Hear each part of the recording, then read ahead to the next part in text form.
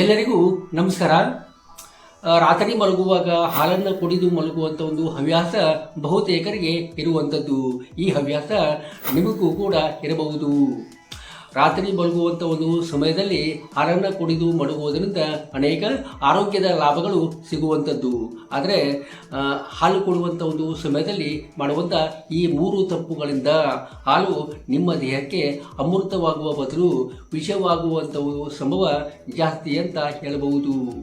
ಹಾಗಾದರೆ ಹಾಲು ಕೊಡುವಂಥ ಒಂದು ಸಮಯದಲ್ಲಿ ಮಾಡುವಂಥ ಆ 3 ತಪ್ಪುಗಳು ಯಾವುವು ಮತ್ತು ಅವುಗಳನ್ನು ಹೇಗೆ ತಿದ್ದಿಕೊಳ್ಳಬೇಕು ಅನ್ನೋದನ್ನು ಡೀಟೇಲ್ ಆಗಿ ನಾವು ನೋಡ್ತಾ ಹೋಗೋಣ. ಆದ್ದರಿಂದ ಮಿಸ್ ಮಾಡದೆ ಈ ವಿಡಿಯೋನ ಪೂರ್ತಿಯಾಗಿ ನೋಡಿ. ನೀವು ನೋಡ್ತಾ ಇದ್ದೀರಾ ಪಾಚಿಕೊಂಡಿ ಫುಡ್ಸ್ ಯೂಟ್ಯೂಬ್ ಚಾನಲ್. ನಾನು ನಿಮ್ಮ ಯಲ್ಲಪ್ಪ.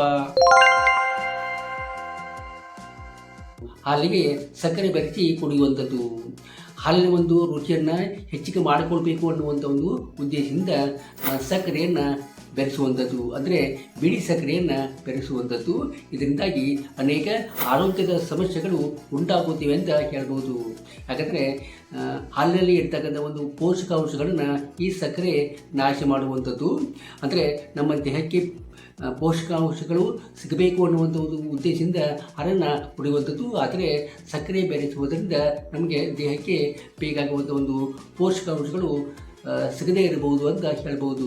ಅಲ್ಲದೆ ನಮ್ಮ ದೇಹದ ತೂಕವನ್ನು ಸಹಿತ ಇದು ಹೆಚ್ಚಿಗೆ ಮಾಡುವಂಥದ್ದು. ರಾತ್ರಿ ಹೊತ್ತಲ್ಲಿ ಸಕ್ಕರೆಯನ್ನು ಸೇರಿಸಿ ಹಾಲನ್ನು ಕೊಡುವುದರಿಂದ ನಮ್ಮ ದೇಹದ ತೂಕ ಗಣನೀಯ ಪ್ರಮಾಣದಲ್ಲಿ ಹೆಚ್ಚಿಗೆ ಆಗುವಂಥದ್ದು. ಅಲ್ಲದೆ ದೇಹದಲ್ಲಿ ಇರ್ತಕ್ಕಂಥ ಒಂದು ಶುಗರ್ ಲೆವೆಲನ್ನು ಇದು ಹೆಚ್ಚಿಗೆ ಮಾಡುವಂಥದ್ದು. ಇದರಿಂದಾಗಿ ಅನೇಕ ಆರೋಗ್ಯದ ಸಮಸ್ಯೆಗಳು ಉಂಟಾಗುತ್ತಿವೆ ಅಂತ ಹೇಳ್ಬೋದು.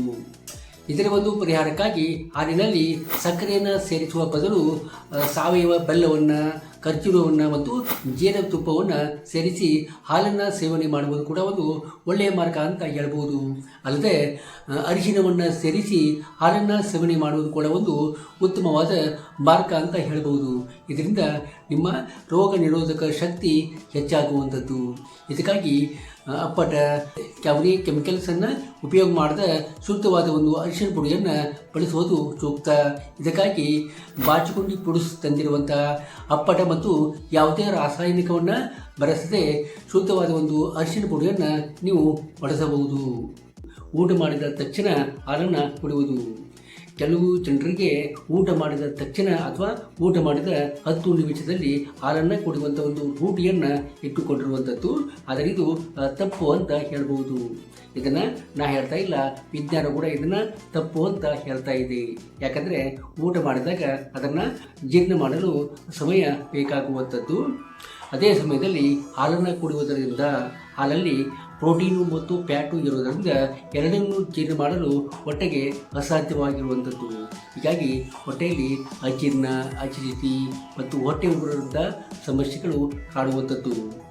ಇದರ ಒಂದು ಪರಿಹಾರಕ್ಕಾಗಿ ಊಟ ಮಾಡಿದ 1 ಗಂಟೆ ಒಳಗೆ ನಾವು ಹಾಲು ಕುಡಿಯುವಂಥ ಒಂದು ರೂಢಿ ಇದ್ದರೆ ಅದನ್ನು ತಪ್ಪಿಸುವುದು ಉತ್ತಮ.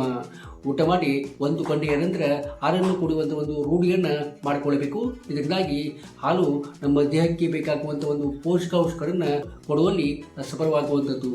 ಅದೇ ರೀತಿಯಾಗಿ ಊಟ ಮಾಡಿದ ಒಂದು ಅರ್ಧ ಗಂಟೆಯ ನಂತರ ಮಡಗುವಂಥ ಒಂದು ರೂಢಿಯನ್ನು ನಾವು ಮಾಡಿಕೊಳ್ಳಬೇಕು. ಅರ್ಧ ಗಂಟೆ ಒಳಗೆ ಮಡಗುವಂಥ ಒಂದು ರೂಢಿ ಇದ್ದರೆ ಅದನ್ನು ತಪ್ಪಿಸಿ ಅರ್ಧ ಗಂಟೆಯ ನಂತರ ಮಡಗುವಂಥ ಒಂದು ರೂಢಿಯನ್ನು ಮಾಡಿಕೊಂಡ್ರೆ ಉತ್ತಮ. ಇದರಿಂದಾಗಿ ದೇಹಕ್ಕೆ ಬೇಕಾಗುವಂಥ ಒಂದು ಪೋಷಕಾಂಶಗಳು ಸಿಗುವಂಥದ್ದು. ಹುಳಿ ಪದಾರ್ಥವನ್ನು ಸೇವನೆ ಮಾಡಿದ ನಂತರ ಹಾಲನ್ನು ಕುಡಿಯುವುದು. ರಾತ್ರಿ ಮಲಗುವಾಗ ಹುಳಿ ಪದಾರ್ಥವನ್ನು ಸೇವನೆ ಮಾಡಿ ನಂತರ ಹಾಲು ಕೊಡುವಂಥ ಒಂದು ಅಭ್ಯಾಸವನ್ನು ಮಾಡಿಕೊಂಡಿರುವಂಥದ್ದು. ಇದು ತಪ್ಪಾದ ಒಂದು ಕ್ರಮ ಅಂತ ಹೇಳ್ಬೋದು. ಯಾಕಂದರೆ ಹಾಲು ಮತ್ತು ಉಪ್ಪು ಎರಡು ವಿರುದ್ಧವಾದ ಆಹಾರ ಪದಾರ್ಥಗಳು ಆಗಿರುವಂಥದ್ದು. ಈ ಎರಡನ್ನು ಒಟ್ಟಿಗೆ ಸೇವನೆ ಮಾಡುವುದರಿಂದ ನಮಗೆ ಆರೋಗ್ಯದ ಲಾಭಗಳು ಸಿಗುವ ಬದಲು ಆರೋಗ್ಯದ ದುಷ್ಪರಿಣಾಮಗಳು ಉಂಟಾಗುವಂಥ ಒಂದು ಸಾಧ್ಯತೆ ಹೆಚ್ಚಾಗಿರುವಂಥದ್ದು.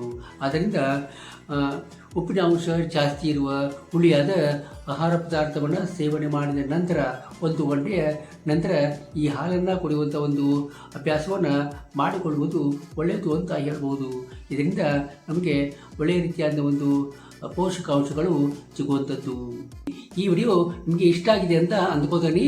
ಇಷ್ಟ ಆದರೆ ಲೈಕ್ ಮಾಡಿ ಮತ್ತು ನಮ್ಮ ಯೂಟ್ಯೂಬ್ ಚಾನಲ್ಗೆ ಸಬ್ಸ್ಕ್ರೈಬ್ ಮಾಡಿಕೊಂಡಿಲ್ಲ ಅಂದರೆ ಈಗಲೇ ಸಬ್ಸ್ಕ್ರೈಬ್ ಮಾಡಿಕೊಳ್ಳಿ ಮತ್ತು ಇಷ್ಟ ಮತ್ತು ಫೇಸ್ಬುಕ್ಕಲ್ಲಿ ನಮ್ಮನ್ನು ಫಾಲೋ ಮಾಡಿ. ಈ ವಿಷಯಕ್ಕೆ ಸಂಬಂಧಪಟ್ಟಂತೆ ನಿಮ್ಮಲ್ಲಿ ಏನಾದರೂ ಕ್ವಶನ್ಗಳಿದ್ದರೆ ಕಮೆಂಟ್ಸ್ ಬಾಕ್ಸಲ್ಲಿ ಬರೆಯಿರಿ, ಅವಕ್ಕೆ ಉತ್ತರವನ್ನು ಖಂಡಿತವಾಗಿ ನಾನು ಕೊಡ್ತೀನಿ. ಮುಂದಿನ ವಿಡಿಯೋದಲ್ಲಿ ಮತ್ತೆ ಸಿಗೋಣ. ಅಲ್ಲಿವರೆಗೂ ನಮಸ್ಕಾರ.